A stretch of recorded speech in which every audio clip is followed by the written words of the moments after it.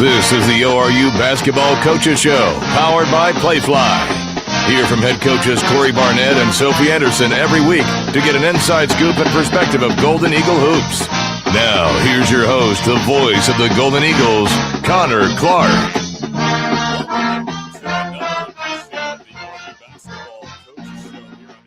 Sports Network. Connor Clark joined by the head women's basketball coach, Sophie Anderson, from 11 to 11:30. We are live at Waldo's Chicken on 71st and Yale. So come check us out for the next hour. We are here until noon, and we've got a lot to talk about as conference tournament time is here, which is, A, hard to believe, and, well, B, it's the best time of the college basketball calendar, so we will break that down for you and preview what is to come in the next couple of days up in Sioux Falls, and we'll also dive into what happened over the weekend with both programs, men and women, having loads of success. But, Coach, before we dive in, thanks so much for joining us, as always. Great to see you. And thank you. Successful weekend for you and your crew. Yeah, we senior night, and we get a win, and they played really well. I mean, I think we came out a little sluggish. I think we came out a little over-energized, to be completely honest with you. I think we were a little just fired up, pumped up, just all the emotions of senior night that it brings, and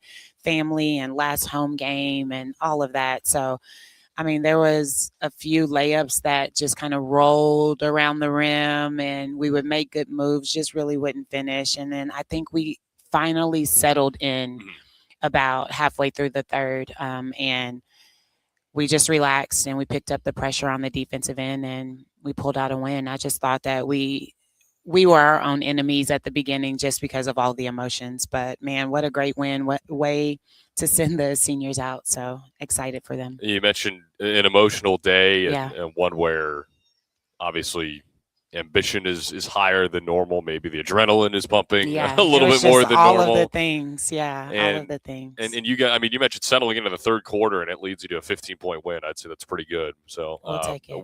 We will take it. 67-52, the final score against St. Thomas, and we'll dive into kind of the oddity of playing them back-to-back in just a second. But, of course, it was senior day, and, of course, the time is finally starting to run out on Jaylee's career. And I know that's sad for everybody to hear. And we've loved having Jaylee around in her long career. And another successful day for her, 15 points, 9 rebounds, 2 assists. But just what was that day like for you as a coach, seeing her go back out on that floor for the final time, and just knowing that this is the last time around at home for Jaylee, and that's, the Father Time is undefeated. Yeah. We're seeing that right now. Well, it's kind of cool. Coach Music and I, when we were at Southwestern, we had heard about Jaylee when she was at Arkansas Tech. But during our time there, we never got to play against her. But I'm telling you, there was this freshman that we saw that was leading the conference, 20 points a game. And we were like, who is this kid from Howell, Oklahoma?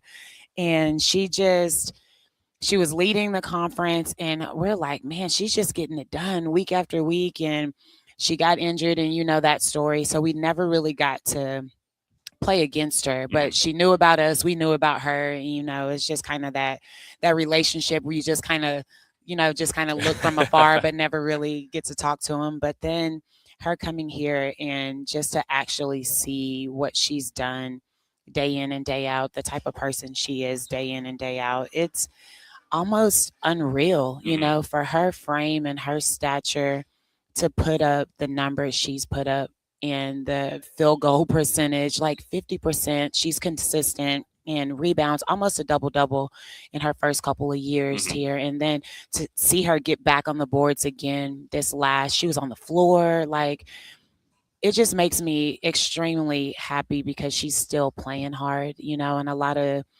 seniors, it could go either way. I'm tired or I'm about to get married. They could check out, but to see her still diving on the floor, and that's what's made her so great and why she's been so consistent. But I always call her a machine, but she's just so professional, such a joy to be around. And, man, it's just been crazy to see what she's done in the last 3 years. Yeah, we will certainly miss watching her play here in South Tulsa. Of course, career's not over yet. No. So still some games up in Sioux Falls, so really looking forward to that. But just a great career. And you mentioned just the path that she's been on with the injuries and the red shirts and all these other complications. And, I mean, it is just – it's pretty remarkable. I mean, there's hard to find a story like hers out there. Like, of course, everybody has the injury story. I shouldn't say everybody, but there's a lot of people with that.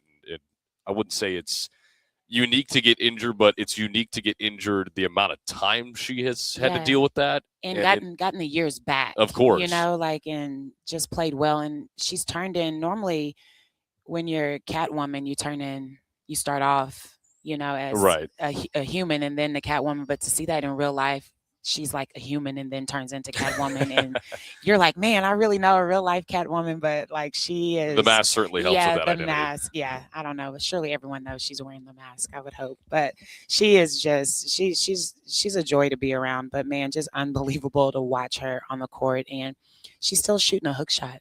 I know. And like to get that done and do it consistently, like it's just unbelievable. Like I don't want to know like the math problem you'd have to write out in order for her to get like the right angle off the glass like each and every single time. Speaking of that, so she posted a picture, I think it was on Snapchat, I believe, and it was of her childhood basketball goal in front of her home in the driveway, wooden backboard.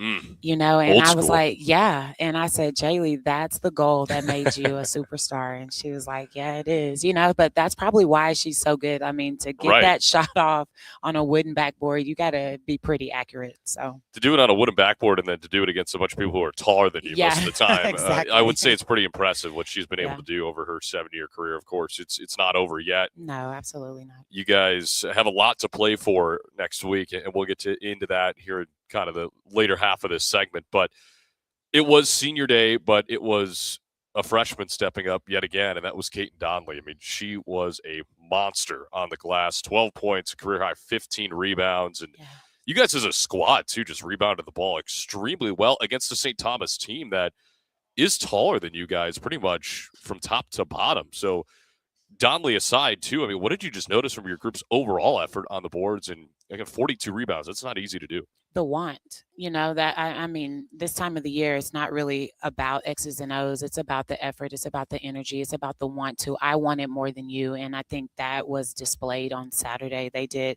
a great job after finally, like I said, just settling in like, okay, we need this game. We want to end this game with the win and we want to send our seniors off right. And then you need that momentum. And that's what I told them. This is about winning. And then also we went into halftime and I was like, we missed 18 layups at their place. And I was like, we're not doing that again.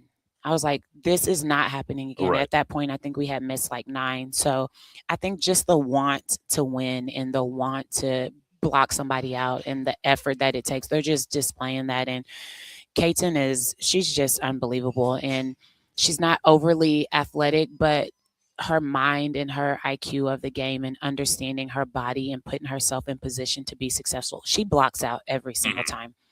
And you can't say that about a lot of people, but she puts a body on someone. So I think she did really well and she was able to score in that second half and kind of loosen some things up. So yeah, I'm just hats off to our whole team. It's been a group effort, like community effort all year. Yeah, you guys out-rebound them 42-27. I mean, that is a drubbing on the glass. And you mentioned Donnelly, consistent with putting a body on a body. And I feel like physicality is something you can teach as a coach, but only up to a certain extent. Right. And it's up to the players to take that to the next level, especially in games when you're going to be the smaller team. And you guys will be the smaller team again when you go up to Sioux Falls and play St. Thomas for the second time in a row. And how much confidence does that give your group now saying, okay, we just did this. Why can't we just go out and do it again? Obviously, easier said than done, but the familiarity factor is there, and it's not going to be anything that you guys haven't seen before. Right. And I think that's a big mental plus for us, knowing the opponent. It's allowing us to have a rest day today. Just the amount of prep time. I'm not going to say that it's not needed. I'm not saying that, but it makes it a little bit easier because you're like, okay, now I'm studying the game on how can I take advantage of this? How can I make adjustments on this end? What do I need to do to finish at the rim because she's so long? So now you can watch film, not only studying their plays, but also being able to execute and adjust. So I think that's going to be the huge part. But the mental side of basketball right now is so huge, just being this time of the year. So I think us playing the same opponent, as weird and odd as it is, I think that's going to allow us to settle in with all the other unknowns of being in Sioux Falls. So, and being with the new team. So at least we know this huge, monster of the situation. So I'm excited to see what we do up there. It is a different environment, and you just can't really explain it unless you've been there. Right. So I think taking one huge monster and one huge piece that is not moving, which is an opponent that we just played so close, I think that'll help us a lot mentally.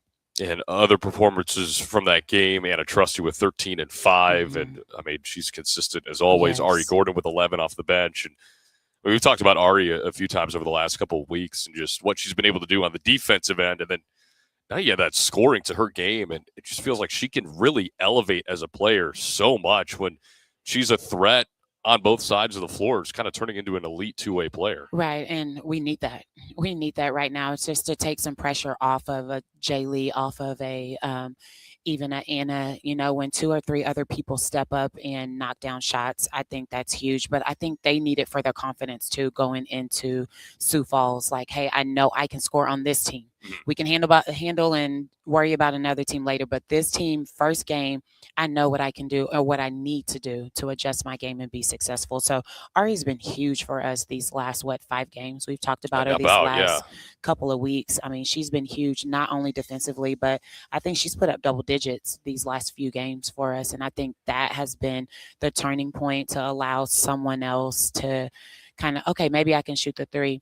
They have been sagging off of her, but I think she hit a 3 this last game. So she can shoot the ball, and it's just a matter of confidence. And right now, with her playing so well, that's what it's about, confidence at this point. Yeah, she's had double figures in 4 of her last 6 games. And those other 2 games where she didn't have double figures, she had 8 points and 9 points. So essentially right there on that mark. She's also been shooting the ball extremely efficiently. Right. In that stretch, you look at the percentages, 46, 80, 55, 75, 80, 50. That is remarkable. Yeah. And it's not necessarily a high volume of shots, but she knows when to get her shot, and when she sees that opening, she's going to make it more times than not. Right, and I think that's been the story of our whole team. We've been extremely efficient, and whether that's field goals, we're at high 40s, low 50s, which is great, and then our 3-point percentage, we're hovering right there.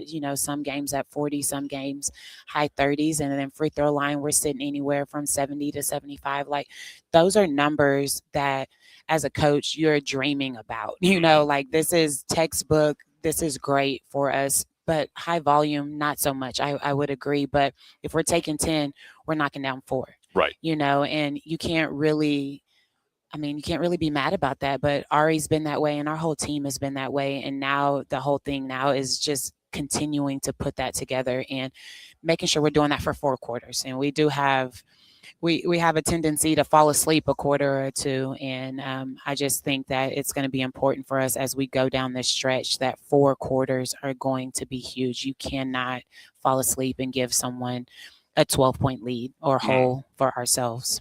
Well, what did you notice, too? Because, quarter by quarter, we go by scoring. You guys scored 12, 15, 17, 23. So a gradual increase there. And you mentioned coming out of the gates maybe a little bit too hot.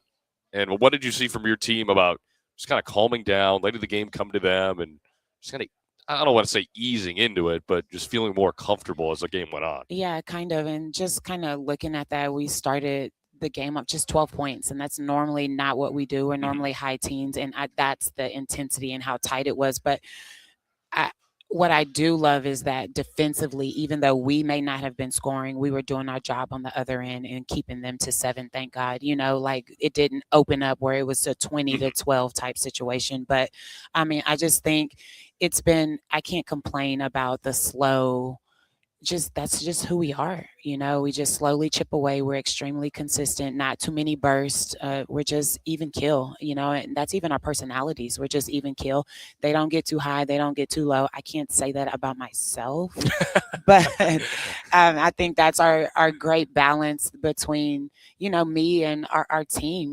They are just, even our staff is pretty even kill. They don't get too high and get too low. And I think I need that as a coach as well, because I'm extremely passionate, extremely emotional. But when they look back at me, I can see in their eyes that, okay, coach, we got you. Or like, oh my gosh, we got a hole. We got to fix this, and we're starting to build that relationship. But that's just the story of us, just slow, consistent, wins the race. And you guys have been able to play freely many times this year. And how could you not think of the South Dakota State game? I know it Yeah. didn't end up in the win-loss column the way you guys wanted to, but just the way that everything flowed and you guys are making shots, obviously, and it was a shootout from start to finish. But, I mean, how do you take that kind of free play mentality into a conference tournament, which we'll get to that bracket in just a second, about, because these games mean something, obviously. Yeah, I mean, they do. you lose and it's Survive in over. advance. Exactly. Yeah. I mean, it doesn't really matter how you do it. It just matters that you do it. And how do you take that kind of just even keel, relaxed mentality saying, all right, we know how to play. We know how to play well, and we're going to go show it again. Yeah, and you have to be. I don't know. You can't be too relaxed. I mean, it's just Right. a fine line. It's just a sweet recipe. And I think we just continue to hone in on what we've done to get us here, and it's just the details, our effort, and just trying to be consistent as possible with how we approach things. Not really, shots or anything, but just our approach and our championship mindset and what we've talked about all year. And I think just continuing to hone in on that, but staying relaxed, because the atmosphere and the environment will naturally tighten us up, just because it's just and it's going to be so many people there. Mm-hmm. And it may look different at noon when we play versus, a 7:00 game, but still it's a new gym, new environment. So, I mean, just continuing to just lock in on who we are and what we do, and let everything else just kind of settle in on their own and just get out there and just play. I think that's going to be our main focus. I mean, I'll give what are they called? Like Dakotans, the people native of the Dakota. I don't know. I mean, like Oklahomans, but they do like their basketball, and they show up for. Yeah, they do. I mean, just thinking back to last year, all the sessions had really good attendance. Yeah, so, and especially this year, I think with the women's side of the bracket and just how wide open, I hesitate to say at the top it is, but I feel like there's a decent amount of teams that could really do some damage, and we'll get into that bracket right now. Of course, you guys are the 4 seed taking on St. Thomas for the second time in a row. They are the 5 seed. Playing game features number 8 Omaha and number 9 North Dakota. Mm-hmm. The 1 seed is North Dakota State. They will await the winner of said playing game, and then the other 2 matchups: number 3 South Dakota versus number 6 Denver, and then number 2 South Dakota State versus number 7 Kansas City. And for the first time in a while, South Dakota State is not the 1 seed. It's North Dakota State, and you've also seen really good performances out of South Dakota. You guys may have woken up a sleeping giant, though, in the Jackrabbits, because they've been playing extremely well ever since that game in the Mabee Center. But I think we've got a really, really entertaining tournament on our hands here in the next coming days, and I think there's a handful of teams that could really make a run. Yeah, it's going to be crazy, but exciting if you're a spectator. Definitely exciting basketball. March Madness, too. It's to the finest. And I think every game to start out is going to be – it could be anybody's game, to be completely honest. So for us, we're going to take it one game at a time, try to handle our business on Friday, and then – see who rolls out. I mean, Omaha's playing really well. They are. I mean, so you just never know. I mean, when we played them at their place, I don't know if they missed a shot. That's what it felt like. Like, they're playing with so much energy, and I mean, that's what this time of the year is about. So, I mean, you just never know. And then on the other side of the bracket, they're just pretty solid on that side of the bracket as well. And 3 and 6, that could be interesting, and everyone just shoots it so well. And you're exactly right. The top 4, and honestly, everybody, you just never know if it's their night. Everyone's shooting it so well, playing so loose right now, and that's what it's about. It should be fun. You mentioned Omaha feeling like they could miss at their place. And This is a wild stat, and I think Max sent it to me the other day, but it was the first time in any level of basketball, whether it's NBA, WNBA, women's or men's college basketball, where there was a box score for one team that featured a 40-point score, a 30-point score, and a 20-plus rebound performance by an individual since 1955. God. Way to go, ORU. I mean, man, that's heartbreaking. I know it's not on your side, but that is just insane not stats. On our side. Yeah. And it feeds into my next question of, like, this time of year it just feels like it yields odd results. And how do you go about that as a coach too? Because nobody forecasted that coming. No, absolutely. And I don't think anybody really forecasted the way that Omaha is playing right now. I don't think anybody forecasted South Dakota State losing 2 games in conference play this year. And I know you try and control what you can control at this time of year, and then there's also just so many things that are oddities. Well, and that's what we've been talking about in our locker room, just effort, because and energy. And that's why I hone in so much on energy. It's because, and I told them in that Omaha game, they were playing with so much energy from warm up, Connor, that energy, whether it's positive or negative, it fills in the gaps for things. And I think that energy that they were coming out in and warm ups and just how they were making shots that they wouldn't normally make. Then it goes in. Then you make 5 of them. Then you make 6 of them. Then your teammate makes 2. And it's just a snowball from there. And we just couldn't stop the momentum. The coaches fired up. And that's just, even when we answered back, then they would answer back, and that's what this year is about. That's Right. what March Madness is about. People making big shots, and that's what we've been saying. It's about big shots and big stops. Like, you got to step up, you got to knock down shots, and you got to be able to play some defense, whether that's getting rebounds, you're diving on the floor. You have to play out of yourself and almost out of your mind if you want to go on to the next game, because everybody wants to go on to the next game. And you just gotta leave it on the floor every single game. So yeah, it's gonna be wild. It will be a wild week. Yes. It's always a blast to be a part of it. And you guys will take on St. Thomas on Friday at noon up in Sioux Falls. And you mentioned a lot of your players not having experience in said environment, but your coaching staff does. Yeah. So And how and Jaylee. Yeah. she's an outlier. Yeah. And Jaylee. But how do you continue to kind of carry over your experience from last year? And I know last year you guys played in some really, really intense games. I mean, you were playing for the championship last year. So you know what it's like. Yeah. So how do you keep that experience, in your back pocket on the sideline of being like, hey, we've been in much more tense situations before. And, of course, Jaylee has, Gentry has as well. So you can't forget about her. And, Yep.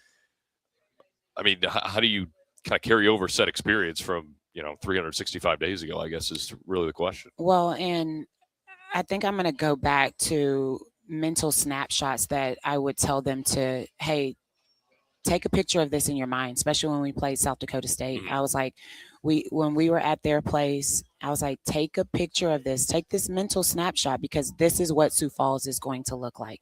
And you can't really simulate it. You can't really until you're there, but at least I can say, hey, do you remember when? And they can say yes. And that's going to give them just a piece of confidence. But like you just said, you have to be able to control what you can control. And that's just us. That's our effort. That's our energy. That's us making big stops. That's us making big shots and playing loose. And all of our girls, and I would say, if not all, a high majority of them has played in a championship game, whether that's state, has won state in multiple sports. So if they can't visualize it in Sioux Falls, you can visualize and hone in on that feeling and playing in front of a big crowd and knowing what it takes to win, because you've done it before. Right. And a lot of them have done it before multiple times. So I think that's what we're going to hold on to chew on. What did you do as a state championship in high school or JUCO or whatever? Use that. It's the same mindset. Winning is winning. Doesn't matter the level, but it's all the same preparation. So we're going to hone in on that, control what we can control, but don't forget to have fun. We get too tight and it won't be fun, and then no one is going to enjoy it. So. Well, I'll try not to get too tense. Oh, yeah. You'll be over there tense. Yeah, Please, you'll be yelling and screaming, I hope, for us. Well, of course I will be. Okay. Mic off, though. Well, I mean, I don't want to subject anybody to the fanboy, but that would be bad for anybody. That'll be bad for anybody. I'll be your biggest fan. Okay, please. You'll be busy that weekend. It will be. I think everybody's going to be busy, though. For sure. You'll be busy.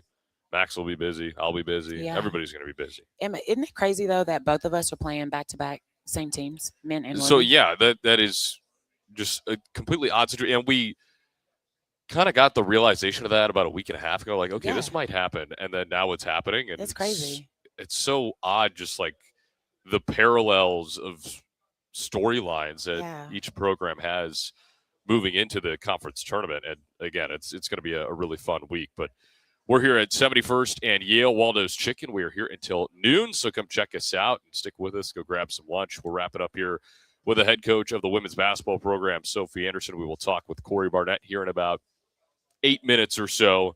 So looking forward to that conversation. You're but gonna hit the... no, I was not going to hit that. So I'm past that.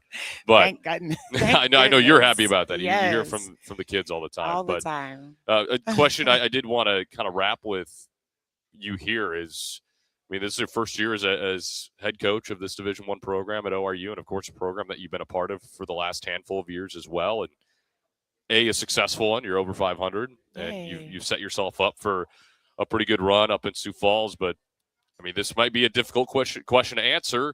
But what would you say the biggest thing that you have learned as being the head coach of this program now after one season in the books? Wow, that's a big question. One, I think I'm still learning, and I pray I never stop learning, and each year will be different because it's a different group of young ladies. But what I think I've realized, and you've heard a lot of people tell you this, that being a head coach, it's the X's and O's is a very, very small percentage. And it's about belief. It's about confidence. It's about culture. It's about all of the things that don't make the stat sheet. So I think the biggest thing is that I learned is enjoy it. Love your staff, love your players, love them hard, because each year is going to be different. And if they can see that love that you have for them, they'll run through a wall for you. If they know as a coach, I would run through a wall for them, that love will come right back and they'll run through a wall for you. And at the end of the day, those are the ways you win championships. Is there's a mutual respect, a mutual love between player, coach, staff, athlete, and it's just something that you can't really put into words. And I think it starts with them knowing that you really just care about them as people, and they'll believe in themselves and make shots that you didn't know, or become players and do things on the court that you didn't even know that they can do, or they didn't even know. And then now they have the confidence, and now you're building something great. So I guess that I always knew as an assistant that, hey, you just love on them and make sure that they're ready to go mentally for the day, the game, or whatever. But being on the head coach, not much has changed. Everybody just needs that same love, that same support, and, just respect them. So I think that's the biggest thing. Keep doing what you're doing, and it's all about just caring about people and loving on people in the small things. And last thing for you, what is your favorite memory of March in basketball? I know you've had a lot of successful runs. Wow. But I'm forcing you to pick one right now on the spot. Yeah, I think it would be, and I mean, it's probably going to be this for a while, is our 2019 run to the championship game. I just think that we were playing really well. You talk about loose, like that team in 2019, they were just really loose. They were confident. They came in and they just ran through just opponents and just did whatever we needed to do. And just to see that confidence kind of just play out and all the hard work. We lost 2 games that year. Wow. And we lost our very first one and we lost our very last one, and it was crazy. And I blame myself because I wore navy, and we were navy and gray and white and a little bit of baby, but I never wore navy. Like, I just never wore it. And so you think it's because you wore navy? I swear. And the 2 times I wore navy was the first game and the last Wow. game. Okay, well, and, yeah. That's... Yeah, I mean, and I did not wear navy for a long time, but I don't wear navy next week. Yeah. Or this week. We were, that was I'm going to call you out on it no, if you wear it navy now that you told me that. That was then, but I wore navy quite a bit from, since then. But okay. That's my best memory. That run was just great, and everyone talks about, when they win. But it was just a great group of young ladies. But just to see how much that program was built over the years from 2009 to then, and how, it's just great to in the support. We had a lot of players from our past come back and watch us, and just to see the support that we had for our program. It was great. Well, Coach, thanks so much for the time. As always, congratulations on a first regular season in the books. It's not over yet, and winning season. Winning season. That's always a good thing, and we'll be talking to you a bunch up at Sioux Falls this week. So good luck to your team. Looking forward to watching you guys, and we'll talk to you then. All right. See ya. Thanks. Well, that is the head coach, Sophie Anderson, of the women's basketball program. We'll talk with Corey Barnett coming up next. This is the ORU Basketball Coaches Show on the ORU Sports Network. Life comes at you fast, whether it's starting a family, making the most out of your side hustle, or anything else financial. Sometimes you just need to talk to someone. That's what we do. We're TTCU Federal Credit Union, and we're here to get you where you want to go. Our money experts can help build your credit, figure out your budgets, and even help plan your savings goals. Together, we've got this. TTCU Federal Credit Union. Life is better in balance.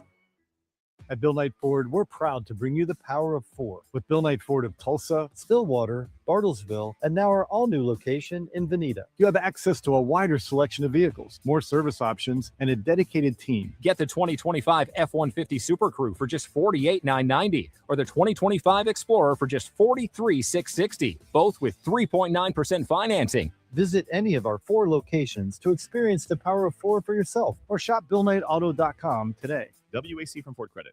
Basketball season is here, so let racers make sure you're on the ball for entertaining. Make it easy with our ready-to-grill items, like our jalapeno poppers and kebabs. We have fan favorites, like our sandwich trays from the deli, or team-themed cakes and cupcakes in the bakery. Racers, the official grocery store of the ORU Golden Eagles. At Grubbs Acura of Tulsa, we don't just sell cars, we stand behind them. That's why we offer a lifetime warranty on every new Acura and select pre-owned vehicles. Drive with confidence, knowing your investment is protected for the long haul. Stop by Grubbs Acura of Tulsa today. Luxury you can trust, backed for life. At Bill Knight Ford, we're proud to bring you the power of four with Bill Knight Ford of Tulsa, Stillwater, Bartlesville, and now our all-new location in Veneta. You have access to a wider selection of vehicles, more service options, and a dedicated team. Get the 2025 F-150 Super Crew for just $48,990 or the 2025 Explorer for just $43,660, both with 3.9% financing. Visit any of our four locations to experience the power of four for yourself or shop BillKnightAuto.com today. WAC. Looking for delicious fried and rotisserie chicken? Look no further than Waldo's Chicken. Our Southern-style scratch-made sides are the perfect complement to our mouth-watering chicken. With dine-in, drive-through, and catering options, we got you covered for all occasions. Let us handle your next fundraising event, team lunch, or family gathering with our full-service catering options. Enjoy all your favorite sports with lots of TVs, and don't miss out on our daily food and drink specials each week. With 2 convenient locations at Broken Arrow's Tiger Hill Plaza and 71st and Yale. Waldo's Chicken, the best fried chicken in Oklahoma. Family owned and operated since 1969, the Don Thornton Automotive Group is driven to make car buying easy and your ownership experience exceptional. Tulsa's choice for performance and luxury. Audi Tulsa, Don Thornton Cadillac, Land Rover Tulsa, Don Thornton Volkswagen, and Lexus of Tulsa. Visit any of their dealerships on Memorial in Midtown or online at DonThorntonAuto.com. This is the ORU Basketball Coaches Show, powered by Playfly. Hear from head coaches Corey Barnett and Sophie Anderson every week to get an inside scoop and perspective of Golden Eagle hoops. Now, here's your host, the voice of the Golden Eagles, Connor Clark. Welcome back into the ORU Basketball Coaches Show here in segment 2 from 71st and Yale, Waldo's Chicken. Glad to have you with us, as always, as we are joined by the head men's basketball coach, Corey Barnett, here for the next 30 minutes. We're live until noon, so come check us out. We got a lot to talk about after a very successful week for your program, Coach, but I'll lead you off with this. So Ty is averaging 29.7, so 30, over his last 5. He averaged 37 points a game this past week, and he was just awarded National Player of the Week, according to College Insider. So you've coached a lot of really talented players. Have you ever had a player have a stretch points per game wise like this? That's a good question. Javon Small had some pretty special weeks last year. Obviously Victor Oladipo at Indiana had some special weeks. We had some big time scores at UCLA through our time there. This is a pretty historic run. He just really, really found his groove. And I mean, it's a Ty Harper thing, man. He just really has settled in and listened to a lot of things we've been trying to get through to him. But it's also a teammate thing. Like I just think our bigs and the way that they're screening for each other, our guards with the way that they're sliding out, the way that we're creating advantages for him and being able to read the game better. Just all of our guys across the board done a really good job at buying into the things that lead to winning. And then he's obviously been a major successor for that. So it's twofold for sure. Well, it is the Lou Henson National Player of the Week for Ty, and that just got announced a couple minutes ago. So congratulations to Ty Harper for Congrats, Ty. Just a massive week. And, man, he has been just a treat to watch. And I think the nickname we've kind of dubbed for him over the course of the year on the broadcast is just Showtime. Okay, and like he's lived up to every part of that. I mean, with a couple of posters, a couple of windmills that we saw on Saturday as well, and that was fun. And something that Coach Donovan Williams mentioned in our pregame interview before the game on Saturday was the way that Ty has kind of evolved as a vocal guy. He was a little bit quiet when he arrived on campus. And I think we've seen him morph into more of that vocal leader on the court and just kind of overall. And how much has that not only helped his game, but just the rest of your team's game? It feels like everything is just gelling, of course, at the right time right now. Yeah, to be honest with you, Ty's been on a roller coaster for his career. He's just been in a lot of different types of spots. The one spot that we obviously really connected with who he is when he was at Masters. Prior to his Youngstown State time, he was with Troy Leaf, TJ, who played for UCLA's brother, and did a lot of what he's doing now. Was just a leader, was the best on the court, was one of the better defenders in that league, and he just did an incredible job. And then he took a different role last year at Youngstown, and we wanted him to come in the Masters role, and it took him a long time to adjust to that. It wasn't always easy for him. Again, you're getting to know it's not like you're stepping in, you're the one new guy. It's 13 new guys. Everybody's learning each other. Everybody's fitting different roles. All of a sudden we lose Lane when we do, and now it's a whole different deal that's put on his shoulders. And so I think over time he's slowly adjusted to what we were believing he could be called to be this season for our team. And he's really stepped into that in his maturity level and the way he leads in meetings, and the way he leads in huddles, and his approach to practices. It can get mundane regardless of who you are, whether it's year 1 or year 7 for him.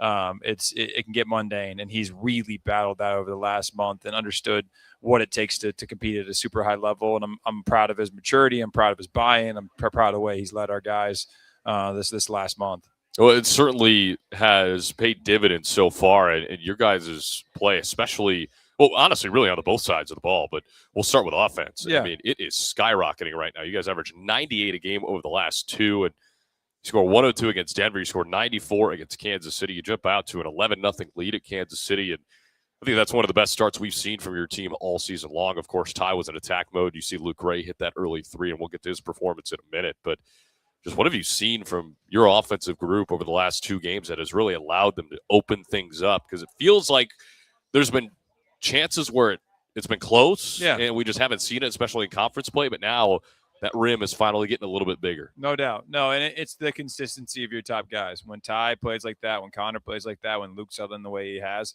it's a lot easier to play off of those guys. We have a lot of great guys that are having phenomenal role clarity over the last month, and they've really bought into those positions across the board, from Ofri to Chase to Udo coming off the bench to Cal and Martin's coming off the bench. Like, all those guys have done a really good job of just having the maturity that it takes to be able to compete at a high level. And both Ty and Connor being that high level of gravity and the way that Luke has settled in, that opens it up for everybody else. And them being that consistently is huge for us.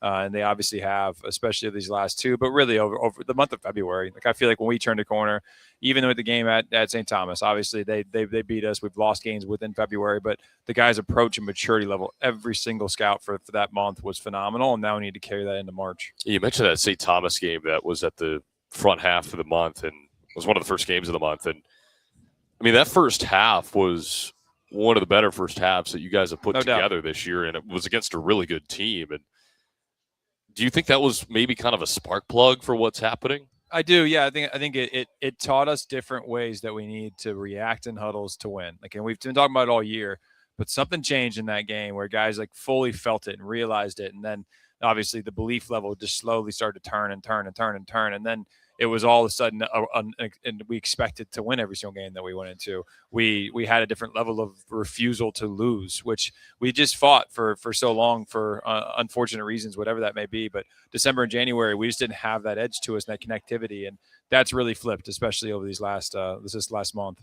And you guys have been able to win, and you've been able to win in different ways over this 3-game win streak. Yeah. Of course, you have a close one against South Dakota, which you guys are able to close out in crunch time, and then 2 pretty sizable wins against Denver, who was, in my opinion, the hottest team in the league coming into that game. And then, of course, Kansas City's had a tough year, but you guys, left no doubt from the beginning of that one. So just in different ways to win, how many lessons does that teach your team? Because you got to close it out in different ways. You got to react to certain situations in different ways, and you've got to be able to lock in certain situations, and you guys have done that over the last 3 and really over the last month. Yeah, we've had a lot of experience on how not to win over the season. So I think it's been beneficial for our team just to get a few in that belief level. And they had just had an incredible amount of buy-in throughout. Like, it just never wavered. They were leaning in, they were listening, they were doing their absolute best to be able to apply what we were asking them to apply. And unfortunately, it just didn't come as quickly as we might have wanted, but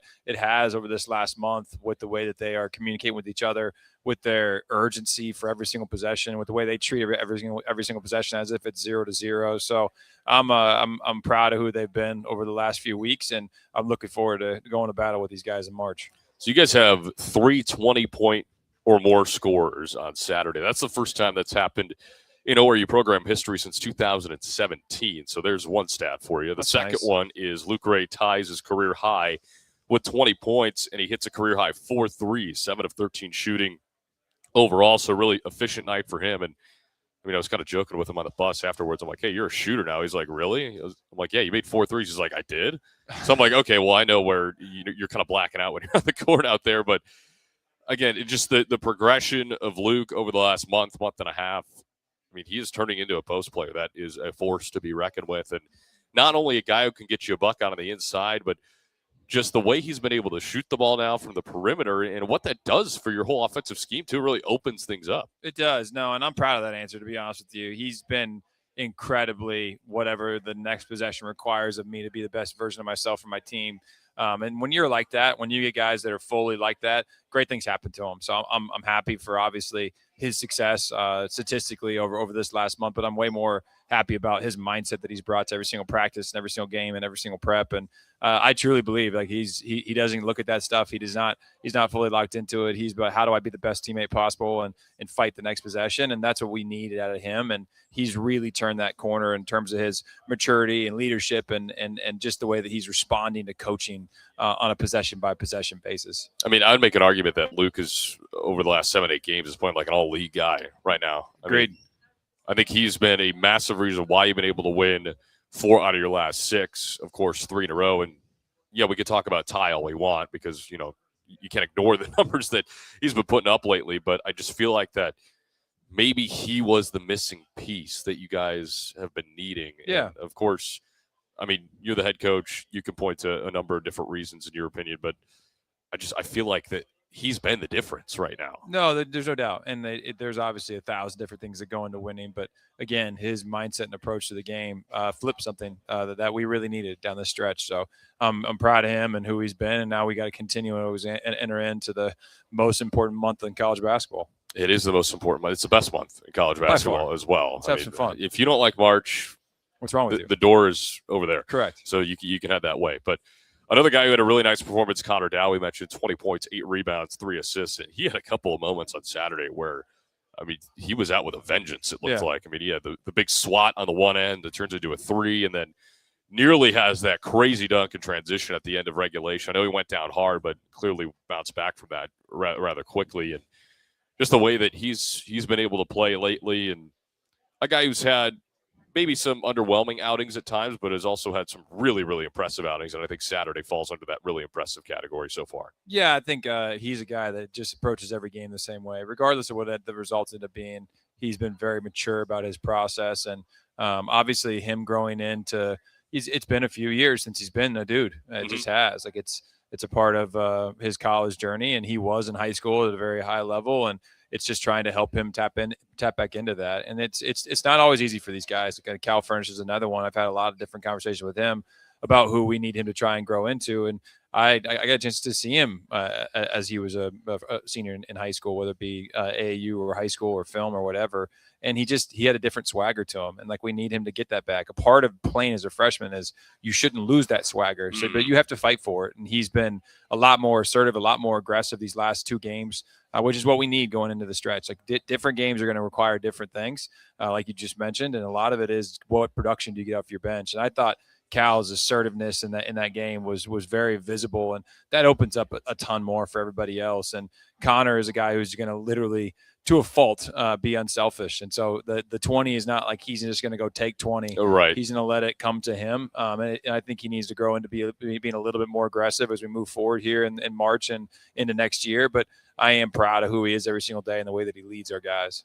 I think swagger is the absolute perfect word when you talk about Cal Furnish, because we've talked about you guys wanting him to be more aggressive, and I think we've seen that.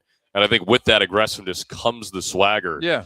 And he celebrated a 3 after he made it down the court. Pretty awesome. Yeah, Saturday. I didn't think I'd ever seen that. I rewound it 4 or 5 times just to double check. It was pretty awesome. Yeah. I hope you point that out in film today, because that was hilarious. But it's just the way that he's been, any freshman, when you transition from high school to college, it's tough, whether you play sports, whether you don't. Right. And the way that we've kind of see his personality blossom, as well as that confidence and that swagger that comes along with it. And I mean, we were talking with a couple of different people during shoot around on Saturday before the game, and it was just like, it was amazing how much he's grown really over not even the course of the season, but just since like the flip of the new year. Yeah. He just looks like a brand new player. Agreed. Yeah. And like, he's an unbelievable kid who is exactly all that we want in our program. And so we really need him to be able to tap into that swagger level and that energy level and that passion level on a day-by-day basis. And he's left a lot of the old habits behind. And I think a lot of it is him just not wanting to fail will lead to a lot of safeness and risk aversion. And now he's leaning into that. Like, you're going to fail some, but you're going to fail way more by just being vanilla and not going out there and playing with a different edge to you. And so far, especially these last few weeks, he's done a really good job with that maturity level and going at it. He's such a nice kid. I think that, like, I don't want to say that limited him from being a swagger, I hear you. Like player. Because I think that obviously there's a fine line between having swagger, having confidence, and being cocky. Correct. And I think you could rule the last one out with Cal. He's definitely not cocky. Not that. But I think he's starting to kind of morph into the other two, which is fun to see. And it is. Another guy who's morphing into that too, Martin Skillips, put up a nice 20 minutes, 7 points on 3 of 4 shooting. And one of the better games he's had, at a few offensive rebounds that stuck out to me in that win as well. And I know we talked about his physicalness on the board, and just maybe he doesn't get it all the time, but he's going to be in the mix for those loose balls, and I think we saw that again. Yeah, we call it a topside tag. We want our guys at 100%, trying to get mass capacity, to try and fight for every single possession. I think he obviously is one that does it better than the majority of our roster. Now, he's a little too physical sometimes with some guys, and I asked him what happened in that play. A lot of times he'll just be like, well, I think the guy was off balance. I said, it's probably you shoving him that made him off balance, but he has really, really been leaning into all that's required for him to be successful here. And I think his aggressiveness on his catch and shoot threes and the way that he's attacking with assertiveness, but especially the defensive assignments we're asking him to be able to take on, he's got to continue to grow on that end and be a one-on-one defender who can really force wide drives consistently. But so far, he's done a really good job at being a team defender and buying into all the things that it takes to win, especially the effort that it takes to crash that glass every single time. And it's not easy. And there's guys who just flat out aren't willing to do it across the country. And he's one that's fully bought into that and enjoys it, enjoys the physicality, he certainly does. He's got a little edge to him, which I like. It's fun to watch. And Chase gives you 24 minutes after being sick. And what does that tell you about just his overall toughness level? And a guy who didn't play on Thursday because he was dealing with, a fever the last few days, and then he just flips that switch. And Max and I talked, we're like, well, we're wondering how much we're going to see Chase tonight. Right. And he ends up playing his pretty much normal minutes. And a guy who just won't really let the external factors dictate the way that he approaches. He got a fever Sunday night and had it until Friday morning. So it's just, he went through it, but I had zero questions of what he was going to bring. He's just, he's from Jinx America. So you knew he is from Jinx America. He's going to bring a different level of edge to him. And He did. He brought it, and I had zero question of who he would be in those moments. As soon as I saw him get out there and be able to get into a lot of things we asked him to do offensively and defensively, I knew he would have the edge and the effort. And obviously, it was a huge key for us to have back because he connects our offense at a pretty high level. Shout out Jinx America. Jinx on America. The ORU Coaches Show. Are they the Trojans? They are the Trojans, Okay. yes. I feel like I should know that by now. You probably should, yes. I've been around I Chase just for got 2 here. years. I know, and you still know that. Anyway, Trojans, and then because he played Connor in high school. I don't even know what Broken Arrow's mascot is. They are, I don't know. Oh, see. The Tigers? Tigers. Thank you. Tigers. So Trojans, Tigers, that would be a heck of a fight to watch between an actual Trojan and an actual Tiger. Sure. Sometimes Chase plays like a Trojan, and sometimes I think they had some fun battles in high school. They certainly did. Yeah. They certainly did. I would like to go rewind that tape, as Agreed. well as the Cal Furnish celebrating the 3 over and over and over again. Over and over. But we'll preview the conference tournament here with about the 10 minutes that we've got left with you. But Yeah. Of course, you guys will be taking on Kansas City for a second time in a row and the third time this year. And it's just a very odd situation where you and the women's program are both playing the same opponent back to back, which is interesting. But the winner of your game will face off against the number 1 seed at North Dakota State, and then just the other matchups to refresh everybody's memory. Number 4, South Dakota against number 5, Omaha. Number 2, St. Thomas versus number 7, South Dakota State. And then number 3, North Dakota against number 6, Denver. So that is the outlook on Sioux Falls coming up this week. But when you prepare for a team back-to-back, and, hey, I don't even know if you've ever done that before in your coaching career. I mean, what kind of challenges does that present? And also, what kind of weight does it lift off your shoulders, if any, when you go to prepare for a team that you literally just saw? I don't know about weight because it just you different teams on different nights are different, right? That was a very highly emotional game. We knew that going into it, and that can go one of two ways on senior night. It can go where the rim becomes an ocean, you make everything, or it become you get a little nervous and you miss shots you usually make. So I thought we really had a lot of force and a big time mindset going into that game.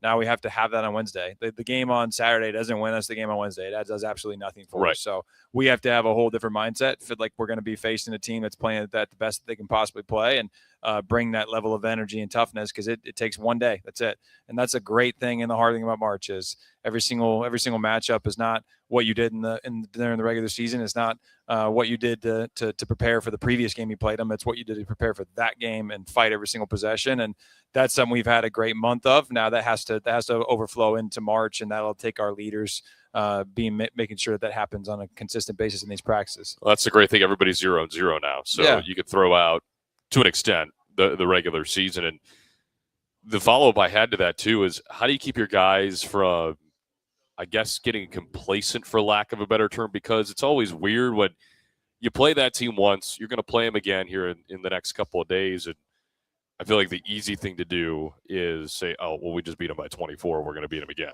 I mean, how do you stop that from happening? Not saying that it is happening, but just feel like that's kind of human nature to a certain extent. Yeah, you would definitely hope that the magnitude of the moment would overwhelm any of that. And like we've talked about from the start of the season, we want to attack every single possession like it's 0-0 and like it's our last one. So we should be built for this moment, regardless of what time of year it is, what our opponent is. But that's not what we're focused on. We're focused on us. And I thought we were connected to the right things in that win at UMKC and across the board from Denver to South Dakota, and even some of those road trips that we didn't come out on the right side at Omaha. We've had a very good month at leaning into the right things. And if we do that, I like our chances in Sioux Falls. Let's go have some fun. Well, we're going to have a lot of fun because it's the best month of the year when it comes to the college basketball calendar. I told you I was going to ask you this before we got on here, but you've had a lot of March experience, a lot of deep runs in the NCAA tournament, whether that's a player, as a coach. Ask Sophie this as well. Which one stands out to you the most? Man, that's a hard one. I know. That was the point.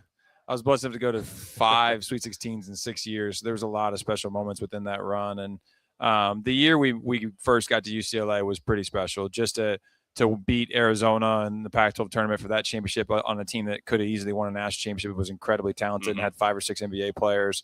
And then to make the run that we did, we fell a little bit short of a very good Florida team and ended up going to a Final Four.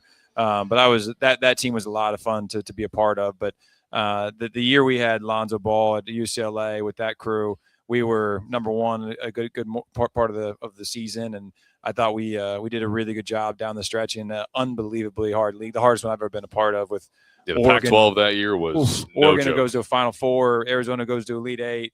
across the board, it was a very hard year, a difficult year for our three teams, and that team was a lot of fun. There was a lot of pinch me moments in those where you were just putting up 90 and 100 dang near every night, and offense was easy. It was the crutch of that team was the defensive end, and obviously we fell a little bit short playing against Kentucky and De'Aaron Fox and Malik Monk and that crew, but that was a fun run to be a part of. Yeah, they're okay. Bam Adebayo at the 5, De'Aaron Fox at the 1, Malik Monk at the 2. Not a bad team. It's fine. Yeah, I don't know.